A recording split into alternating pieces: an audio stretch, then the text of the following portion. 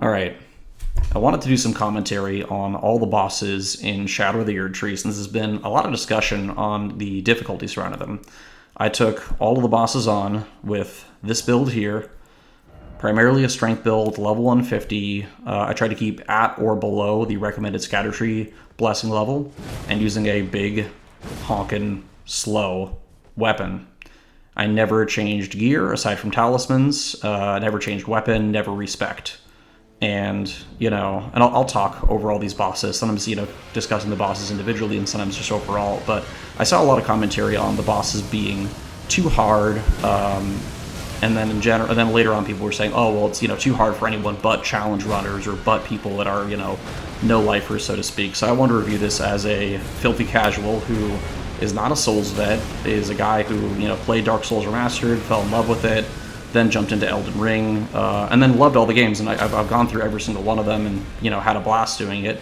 But, with the discussion on Elden Ring specifically, I decided to do a playthrough with the Great Club, because I think it's dumb and slow and hilarious just to smack people in the face with a giant stick, and so I did that with all the base game bosses and everything, especially after Joseph Anderson's video where he critiqued the bosses and kind of said, you can't really engage with these bosses the same way that you would do in the previous games.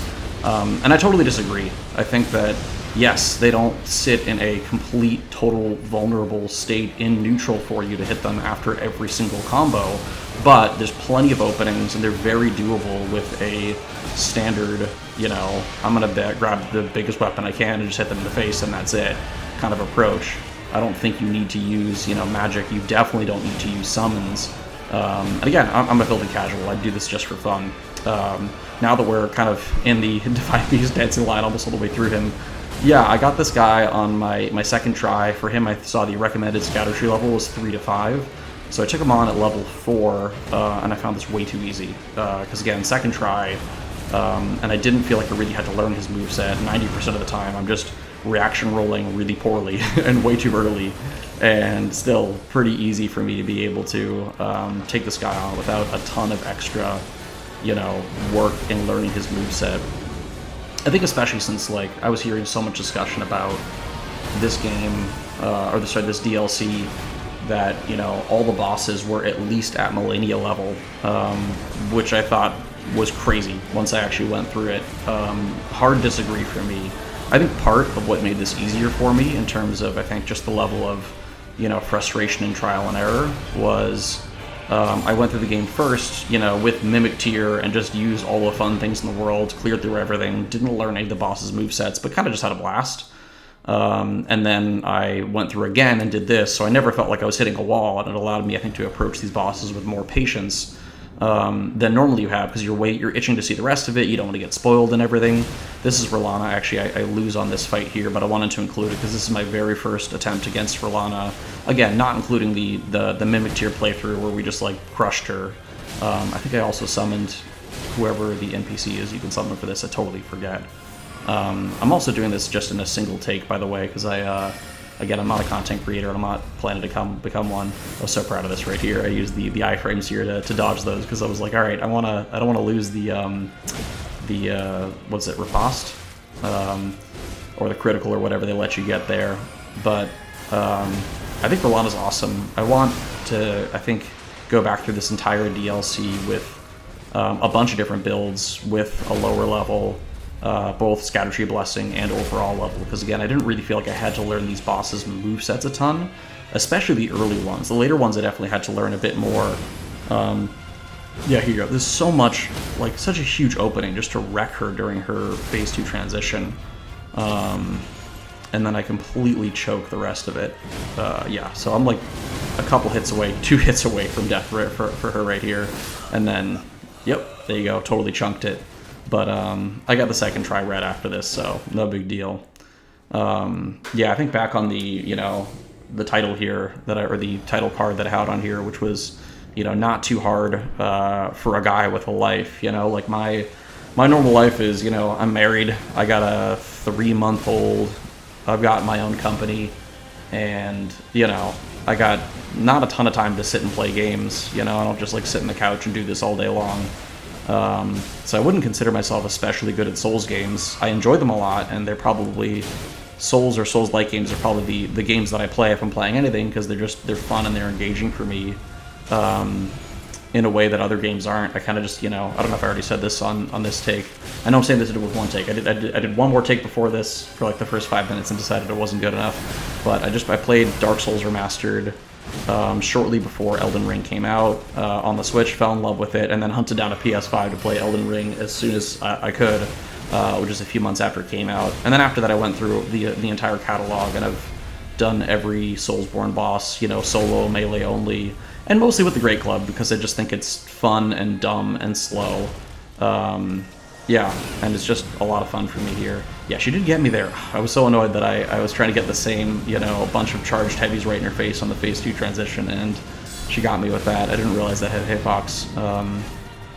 I do love Rellana. I think her moveset's really great. I think other people have said this before, but she really does strike me as Lady Maria, but perfected. I like Lady Maria a ton in Bloodborne, but I think the challenge is it's so easy to parry Lady Maria without really putting a ton of effort in. Yeah, I think another criticism, or not criticism, but I think I hear people say a lot is you can't really just like heal whenever you want. You have to find specific openings and sacrifice your openings to attack to heal. I do think that's true for some of the later bosses, but I don't think that's true of Rellana. A lot of times, or Rellana, sorry, I keep mixing up those names. But yeah, a lot of the bosses, even I'll just spam heal and I'm fine, So I don't know. I think that part of what makes this maybe easier for me is playing a stagger focused play style where I'm trying to get them into their stagger animation as quickly as possible. That makes it slightly easier for me. But still, I don't think that these are I don't think these are impossible. I don't think these are as hard as people are making it out to be. And I mean, everyone's seen the negative Steam reviews of, oh, these are, FromSoft has lost the plot. I've seen so much of that where people are like, oh, this is impossible. You can't do this. And again, content creators too, which is hilarious to me because I'm like, I don't play video games for a living. I play it for fun, and I enjoy the challenge of going up against these guys. I think I forgot to say the Scadurtree levels for the past ones. I'm going to try to cover those each. So for Rellana, I stayed at level 4 because the Dancing Lion was so easy. Putrescent Knight, I'm at level 6. I think this was below the recommended level, but I forget what the exact recommended was. I just, found the only article that gave me recommended Scadurtree levels for them and just followed that. And you guys can tell me what you think, if I'm coming in over-leveled, under-leveled, or whatever. But, yeah, I love this guy's fight. It's fun. And I love the lore side of it, where people think that it was essentially Radahn that Saint Trina is using as a, testing ground to see if you're ready to take on Mikla, which is pretty cool.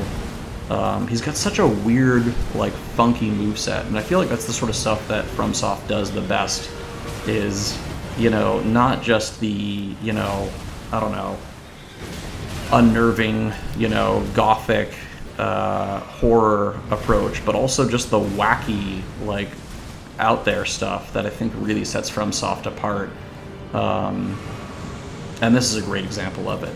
Yeah, this is such a fun boss. I mean, not the hardest out there, not the most mechanically tight, but just has such a fun, wacky moveset that it's just, I get a kick out of this guy for sure. I could have taken him, I just wanted to be, didn't want to get greedy and die. And there we go. All right, on to Messmer. Messmer's probably my favorite, and I still feel like I have a lot to learn in terms of his moveset, but yeah, Messmer is such a good fight. I didn't love the character design when I first saw it, because I felt like we've seen fire bosses, we've seen snake bosses in the base game Elden Ring, but yeah, his moveset is so engaging. Yeah, I love this. And phase 1 is pretty, I think, straightforward in terms of how you're supposed to engage in. Phase 2, I think I had a harder time wrapping my brain around. But yeah, again, loved it. Tons of fun. Scadurtree level, I think, was 9 here. And I want to say 10 is the lowest recommended that people recommend taking him on, but I don't know. Actually, I feel like in general, I'm a little unsure of the recommended Scadurtree levels, or who you're supposed to take on first, because I believe at this stage you can do either Gaius, Romina, or Messmer, and I don't know which one you're supposed to take on first. I did Messmer here, and yeah, I think it felt a little harder. Like, I feel like a little bit they maybe expected me to go somewhere else and take on Romina first and then come back, because Romina feels really, really easy to me by the time you reach her. Yeah, this is so cool. I love the whole approach he has here. This is the toughest, I think, for me, is just, like, I think keeping up with him, is that sometimes his punish windows are when he's on the other side of the arena. But I think there's a lot that I could have taken advantage of when he comes out of snake form, but I think I was just unsure of, is he vulnerable in that state? And I don't know, sometimes you're like just kind of the what's it called, the intimidation factor of the boss sets in for you. This is kind of an awkward or random time to talk about it, but the only fight I didn't do, you know, solo in this was Lita and her allies, because I did not have the patience for that. I knew I could do it if I really wanted to, but man, it just did not seem worth it. It was a really fun fight, though. Otherwise, you know, if you can summon in the NPCs and kind of make it this, you know, full-on brawl, this kind of civil war sort of deal, which I think was the approach they were going for anyway, so I don't feel anything about that. And I haven't said this yet, but I mean, like, I don't feel anything about people that summon. I think, as I already said, my first playthrough was with Metyr, using whatever the heck I want. I used the infamous chicken wing to take Radahn on for the first time, and got him in like 3 tries or whatever. I think that's another thing that I think that, like, I heard people saying that, like, the final boss was so hard that even with Metyr it was taking like 50 tries. And again, I don't know how that was happening. Again, from people that are content creators too. But I went in again with Metyr, and I think maybe it was 5 tries, but like way less than 10 tries for me to take on the final boss with Metyr. And yeah, I mean, admittedly using a weapon that has been patched, but as I understand it, the patch wasn't that extreme. It like barely removed, I think, the lead build up, but the stagger is just as high, which is really, I think, what you know, what was helpful with that and everything. But yeah, anyway, I don't know. I think it was just a ramble to say, you know, if you're using all the tools, which FromSoft definitely expects you to use, I really don't think this DLC is too hard for like an average person. Yeah, Messmer 10 out of 10 fight, incredible, really, really good. All right, who is next? Is it Romina? Yeah, Romina. Romina, I love the idea of her, and it's really cool that they went back to the whole, you know, Quelaag Nazca, is that who I'm thinking of? From DS2. Where, yeah, Scorpioness Nazca, yeah, definitely. Going back to that, I think, is such a cool idea. Also, it's a nod to Centipede Demon, I think, from DS1, because you've got that whole Centipede Scorpion thing on there. The only issue is that I don't know if that she doesn't have enough health, or I think, at least in my opinion, she doesn't do a great job of tracking the player. At least where they have you lock on, I wish they had her, you know, the front part of the front centipede part target you maybe a bit more or something, because I feel like I'm, you know, I definitely get hit a lot in this, because again, it's my first attempt. I don't really like know her moveset a ton from the first time I encountered her with Metyr and kind of just, you know, chunking her health. But yeah, I feel like half her moves, like that one, I just feel like it went straight over my head and didn't hit me. So I don't know if that's a hitbox issue or what, but I don't really feel like, even I feel like Quelaag does a better job of targeting the player with the, you know, stabs downward diagonally. This one I just let myself get Scarlet Rock because I wanted to see if how much I could get in damage wise before then. Yeah, and really cool boss design. I think some people have said that she's, you know, underrated or their favorite. And I'm not really sure why. Again, I really feel like that, you know, part where the centipede rushed forward at the very end there of that attack string, because, you know, they did like the wind up and the spin, and then the centipede, like, you know, launches forward at the very end there. That does not hit me, and maybe they're expecting more people to engage her at mid range, and that's why it does that. But I don't know. Again, I found her just a little too easy for me. Gaius, I think, has gotten a lot of critiques. I don't know if I agree or disagree, but I still don't know how to dodge that first charge. This is pre-patch before they moved him to the back of the field. Yeah, I did this, by the way, like I think like 2 weeks ago or more, but since I have a real life and like was moving and had a baby and all this other sort of stuff, I just haven't bothered, you know, doing the recording and I wanted to. I think he's a really cool idea for a boss. I think I've heard other people say that it would have been better if they gave like Torrent a specialized moveset or gave you a specialized weapon for this fight and made him a gimmick boss with like a jousting component. I think that should have been the approach, similar to Rykard from the base game and everything. But aside from that, I didn't find him like overly annoying. You know, I think it took me a handful of attempts. Oh, and I forgot to cover Scadurtree levels the past one. So Romina, I was at 9 still. Gaius, I was either at 9 or 10. This one I forgot. I forgot to take notes until I think after this one. But definitely not more than 10, because the next one I was at level 10. Yeah. Yeah, same with this boss. I don't feel like I really had to like fully learn the moveset. I feel like I'm mostly just reaction rolling.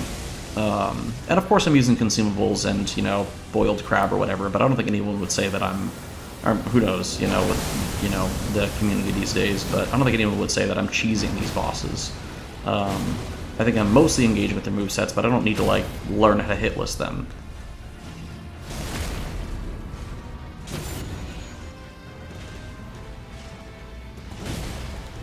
Yeah, I think overall enjoyable fight. I think maybe the weakest of the group. Of this DLC, I mean. But overall, I think a good one. I was so proud of that there. The heal and the slowly back up, because I knew that he was going to do the backward kick. And I was hoping that I would just perfectly outspace it like that. I don't think I see people use that enough, that you could walk while you're using your Flask of Crimson Tears. And you can use it to dodge attacks. I do it all the time. Even in DS2, where people complain about Shrine of Amana being impossible, like, I think you can literally just drink Estus and weave in between those projectiles in Shrine of Amana. So I found that one, too, like, way easier than people were making it out to be. For me, I was just like, wait, I can just, like, heal myself or, you know, use a life gem and literally walk in between those attacks. Yeah, Scadurtree Avatar, I liked. I think I had a hard time with the engaging with its head, so I did just go for its roots for some of it, because I just got sick of feeling like it was right out of reach with the weapon I was using. And definitely some of this I like did not learn how to dodge even remotely. This one I'm definitely level 10 for, definitely Scadurtree level 10 for. And also I think the dumbest complaint, but I think still a complaint I have about this boss, is the name. I saw this and I immediately thought, oh no, is there going to be a million Scadurtree avatars just like there are a million Erdtree avatars in the base game? And that, to me, I was like, oh no, I don't want to do like 20 of these things. But the actual boss itself, I really enjoyed, and I'm glad there was only one. Yeah, it was really cool. Also, because I've got nowhere else to talk about this, I loved that there was a rematch against the Divine Beast Dancing Lion, and I loved that he summoned Basilisks and everything. That I cracked up when I saw that. I was like, what? And I also had a blast fighting that guy. That charge there really reminds me of Ebritus from Bloodborne, but I feel like the hitbox is a lot cleaner in terms of it feels more, I don't know if I should say natural to dodge, but it felt more consistent at the very least. Yeah, this again, I really should be targeting the head, and I'll totally do that at another point. I think I wish that yeah, I mean, I kept with the same weapon, I think, to prove a point, because people, I think, were saying, like, oh, if you're not using all the tools, like summons and switching up your build and respecting, then you can't expect the average person to do this, and I want to be able to go through the same build and yada yada yada. So the point was, you can literally just be stubborn and hit your head against a brick wall and still do it as an average person that has, again, a real life, real responsibilities, and just plays games for a couple hours and, you know, just, you know, approach the challenge in a way that you're like, oh, like, I'm going to go and I'm going to learn as much as I can, but you don't need to learn how to hit list the boss to do this. Yeah. I think it's neat that they had the fake out for the 3 phases of this boss. I like that thorn attack a ton. That was, like, tough for me to learn how to dodge, and took me a little while to figure out that it is, you know, distance-based. Because some of those I feel like aren't as like the timing isn't as distance-based. Like his charge, I feel like, is pretty consistent when to charge it, no matter how close or far he is. He has to be like pretty close or pretty far for it to really feel meaningfully different. But for the Thorn attack, I felt like it was a lot more sensitive. Going on to phase 3 here. I don't know if he's weak to Holy or not, and I know after they did the most recent, not the most recent patch, but I think maybe the one before that, they adjusted the Great Club was split Physical and Holy, which I think lore-wise made the most sense. I still have no idea how to dodge this thing. I think another reason why I had, I think, pretty decent damage negation, I don't know if other people are doing this, it took me the longest time to realize I can block, even with a two-handed weapon. And so, more often than not, if I am rolling and I'm unsure of the timing, I just hold block, and I might be able to buffer a block barely in where you can't see it, but I get, like, better damage negation because of that. I'm not getting chunked for the whole health bar. You know, and again, you know, I don't think I'm wearing the heaviest armor possible. I'm not wearing, like, Bullgoats or whatever, or Moor's armor here. I just picked armor that I liked, and again, I also try to stick with that, because I think it's so, I don't know, I think wanting to show, again, that you can kind of just be stubborn and dumb. Yeah, I still have no idea how to dodge this one. I forgot that he does this twice. Oh wait, he does a you know, triple explosion or whatever. Yeah, this time I was ready to be done with this boss and just wanted to go for it. I'm so close, man. I've definitely gotten so close in the boss before. I'm just like, nope, done. Moving on. Next one. Alright, who's coming up next here? Oh, yes, Metyr. That's such a cool boss. Another, people have compared this one to Ibridus as well. More, I think, in style than I think in moveset. I think I stayed, yeah, I definitely stayed Scadurtree level 10 for this fight. I enjoyed it. I think this is another one where I feel like there's a handful of bosses like this where they have weak spots on their head and they have, you know, lesser spots in their body, and I'm a little unsure of where they want me to engage with it, because it feels hard to use the camera and see where they want me to be. Excuse me. But otherwise, you know, I like the moveset. I like that they tied up the lore of the Two Fingers. I think that was something that I did not fully understand, and I think it's really cool they got a very strong highlight here in this game, or sorry, in this expansion. Another thing that another, I guess, mini rant that I don't have other place to say is that I think that part of the complaints that are coming for people that are saying that, you know, FromSoft has lost the plot, I don't want future games to be like this, etc. I think people need to realize that Elden Ring is not Dark Souls in the same way that Bloodborne and Sekiro are not Dark Souls. In my mind, I think Dark Souls is about engaging with a harsh but fair world, you know, in terms of the mechanics. With Bloodborne, I think it's about keeping up aggression in a chaotic world, and that's why they have the rally system. And then Sekiro is about precision. And again, also, I have no idea what to do this attack here. But yeah, Sekiro is more about precision, which is why they have the parry system, or the deflect system there.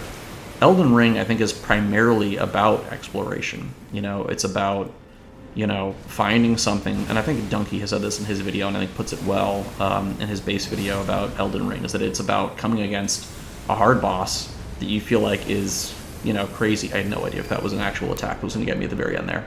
But, you know, coming up against a boss that feels impossible, and then going out into the world and finding something to go chop its head off with, you know? And I think that is the gameplay loop of Elden Ring. I think it's really cool that they also made it doable to just pick up a big stick and just smack people in the face and call it a day.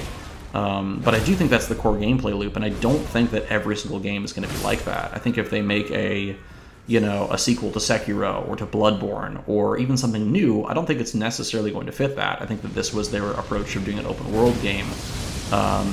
And so I think people should definitely still look to FromSoft's next entries and not expect them to all be like this in terms of, oh, they're all going to have summons, they're all going to have bosses that are not meant to be engaged with. But I'm personally a fan that they've made these games more accessible, and I think that's the right way to do it, is create tiers of difficulty I keep trying to dodge that one. I think I just hit a wall, but otherwise I can run and dodge that one.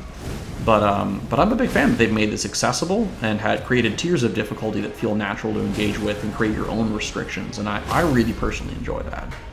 I'm gonna run out of time to talk about Midra, but Midra is so cool. I love this boss. People have described it as feeling like a DS3 boss, and I totally get that. I think some of his attacks feel like Dancer of the Boreal Valley for sure, but he's a bit more aggressive.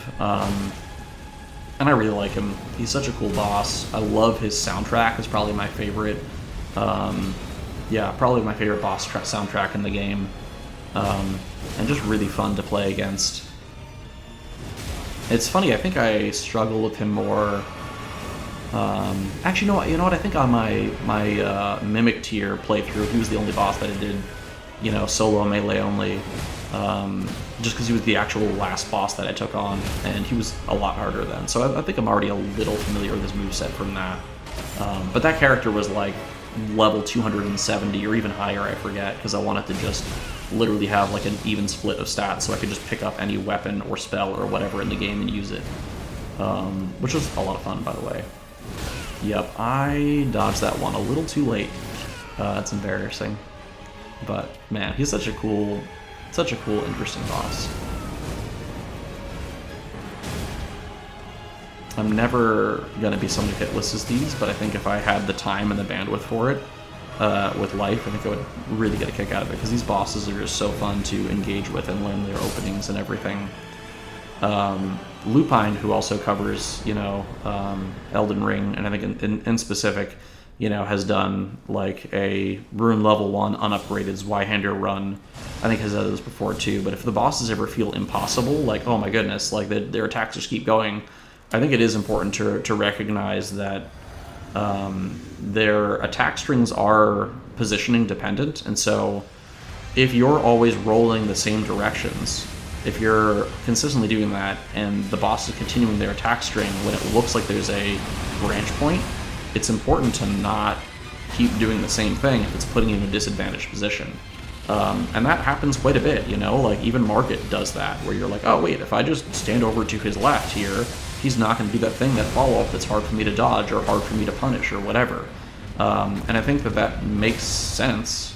Also, I love that they gave Bayle such huge openings here. You can get a charged R2 before you get the critical, and then another charged R2. He's also just an incredible boss, and I had a fun time fighting this guy. I think my only complaint is that I've heard him described as a gimmick boss in disguise, where they really want you to use the Dragon Hunter's Great Katana, because the Ash of War literally, number one, it totally chunks his health, but also you literally jump up to his face height and shoot a projectile. And I love him a lot, and I think if the camera was better and you could engage with him a little more naturally without it being hard to hit his head or see, I would like him better than Metyr. But because of that, I think I like Metyr better, and I am definitely not a DS3 fanboy. I think, by and large, I feel like the Elden Ring bosses are significantly better than a lot of them in DS3. I think only the DLC bosses are really, really stand the test of time for me, personally.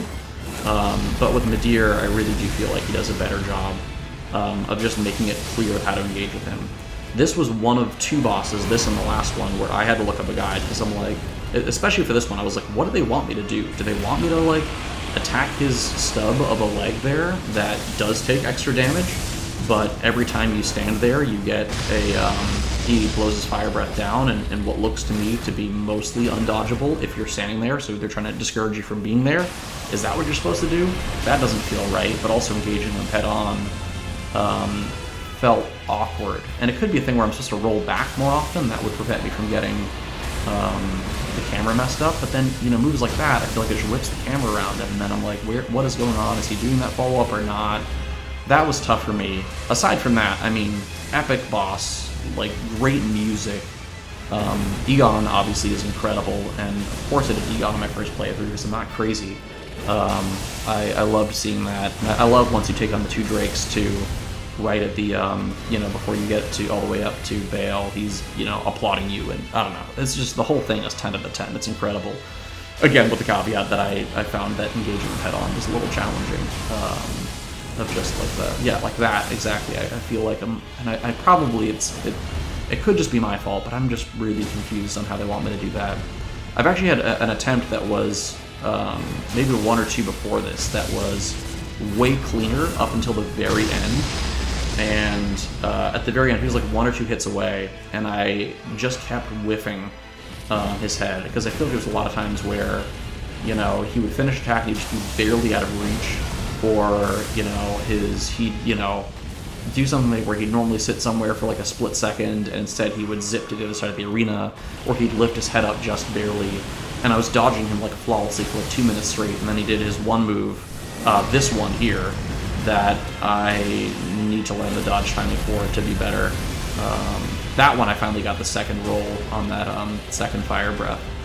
But otherwise, yeah.